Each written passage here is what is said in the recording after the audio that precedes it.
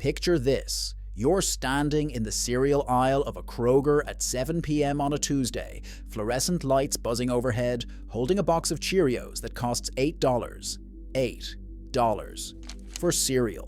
You drove 12 minutes to get here, spent 5 minutes hunting for parking, and now you're staring at prices that would make your grandparents weep.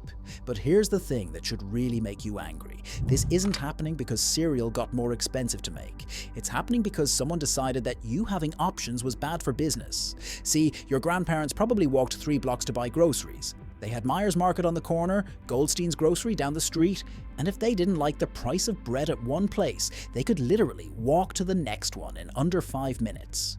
Competition wasn't theoretical, it was geographic. It was immediate. It was unavoidable.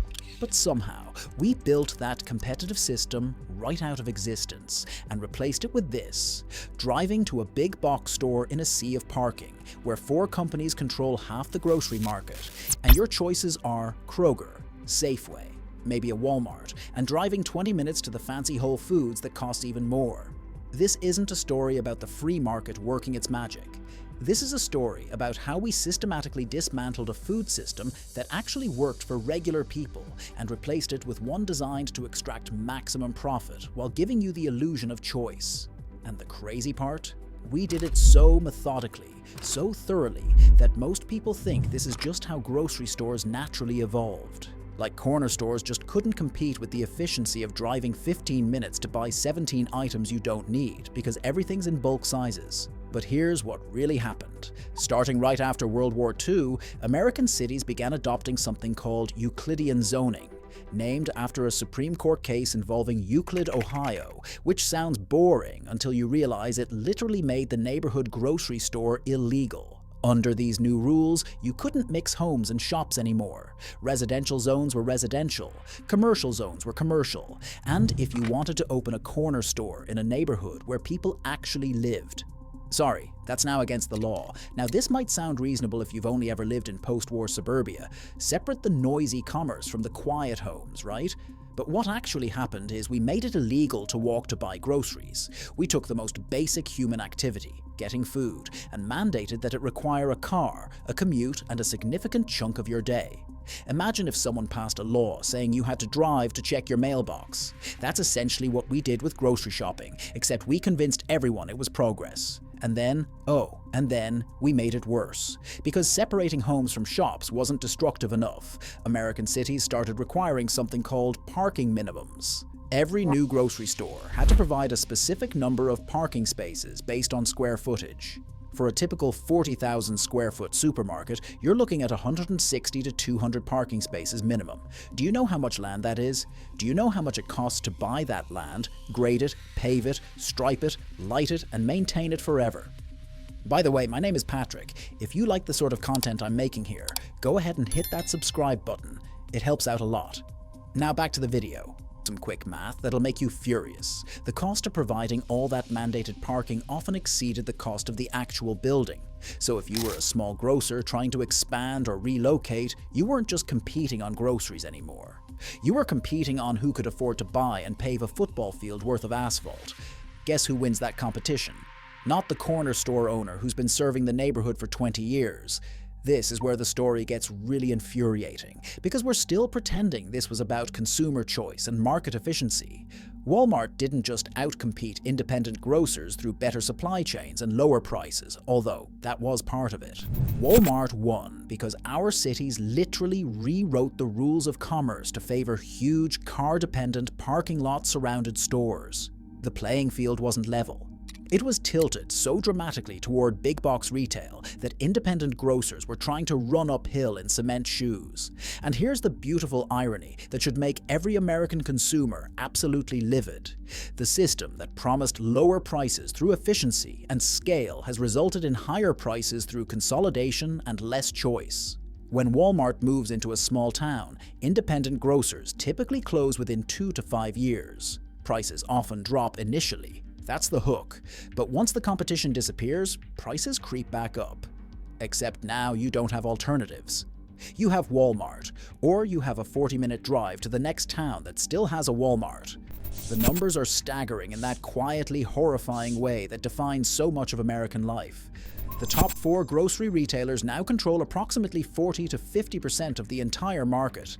4 companies, half the market, for food, the thing you need to not die. And this isn't because they're just so much better at grocery retail that everyone naturally chose them. This is because we systematically eliminated the conditions that allowed competition to exist in the first place. But wait, because it gets worse. Remember those food deserts everyone talks about? Those low-income neighborhoods where you can't buy fresh groceries without a car and a 40-minute round trip? Those aren't natural phenomena. Those are the predictable outcome of designing a food system that requires massive capital investments, huge amounts of land, and car-owning customers with enough disposable income to make bulk purchases profitable. When you require every grocery store to look like a Walmart, you eliminate grocery stores from places where Walmarts don't want to operate. Think about the sheer absurdity of what we've created. There are neighborhoods in Detroit, Chicago, Philadelphia, major American cities, where you can't walk to buy an apple.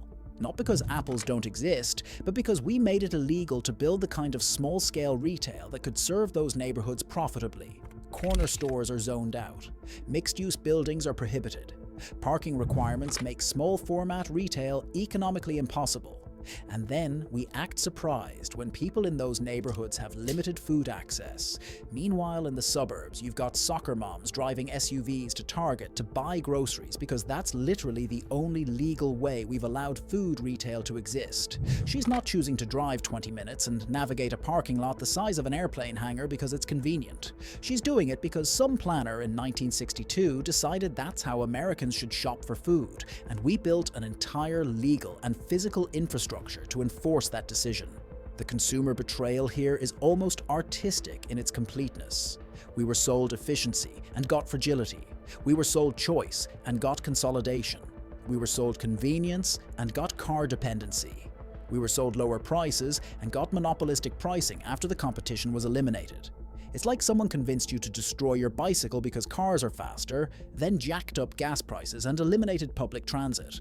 Technically, you can still get around, but now it costs more and you have fewer options. And the psychological warfare aspect of this cannot be overstated.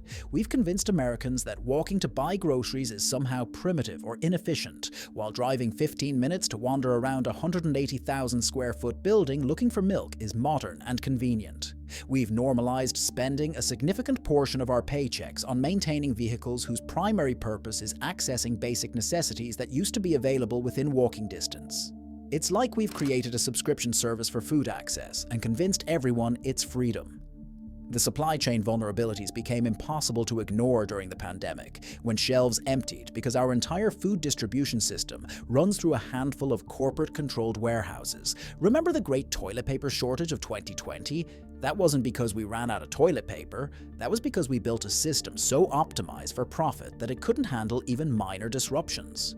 Your grandparents' corner store kept inventory in the back room and could restock from multiple local suppliers. Your Walmart gets shipments from distribution centers in other states, managed by algorithms designed to minimize costs, not maximize resilience. But here's the part that should really make you furious. In many places, it's still illegal to build the alternative. You cannot just open a corner store in most American neighborhoods. The zoning won't allow it. The parking requirements make it financially impossible. The building codes assume you're constructing a supermarket, not a neighborhood grocery. We've locked in a system that doesn't work for consumers, doesn't work for communities, and doesn't work for anyone except the handful of corporations that managed to game the system before we realized what was happening. Some cities are starting to figure this out. Minneapolis recently eliminated parking minimums. Buffalo, Hartford, and others are legalizing corner stores in residential neighborhoods again. There's a growing movement to allow mixed-use development where people can actually walk to buy basic necessities. But these are still exceptions. Most of America is still legally required to drive to buy groceries, whether they want to or not. The really maddening thing is how easily we could fix this. Change the zoning to allow small retail in neighborhoods. Eliminate parking minimums. Enforce antitrust laws against grocery mergers. Support local food co-ops and independent grocers. None of this requires revolutionary technology or massive government spending. It just requires admitting that designing food access around corporate convenience instead of human convenience was a mistake, because that's ultimately what this story is about. We prioritized corporate efficiency over human dignity. We decided that Walmart's profit margins mattered more than your time, your transportation costs, your food choices, and your community's economic resilience. We created a system where accessing food, the most basic human need after water and shelter, requires owning a car, burning gas, and enriching a handful of massive corporations who have effectively eliminated meaningful competition. Your great-grandmother could walk to 3 different grocery stores and choose between them based on price, quality, and service. You drive to whichever big box store is closest and hope they have what you need in stock. Somehow, we've convinced ourselves this represents progress. That's not market evolution, that's market elimination. And the fact that most Americans think this is just how grocery stores naturally work is perhaps the most successful corporate propaganda campaign in history. Thanks for watching this deep dive into how American grocery shopping became such an expensive, inconvenient mess. It's wild how many basic parts of daily life only make sense once you realize they were designed to benefit someone else entirely. Stay safe out there, and maybe next time you're spending 45 minutes and $20 in gas to buy groceries, remember that none of this was inevitable. We chose to build it this way, which means we can choose to build it differently. Hey there, if you enjoyed the video, go ahead and leave a comment telling me what you'd like to see covered next. This was Patrick, and as always, thanks for watching.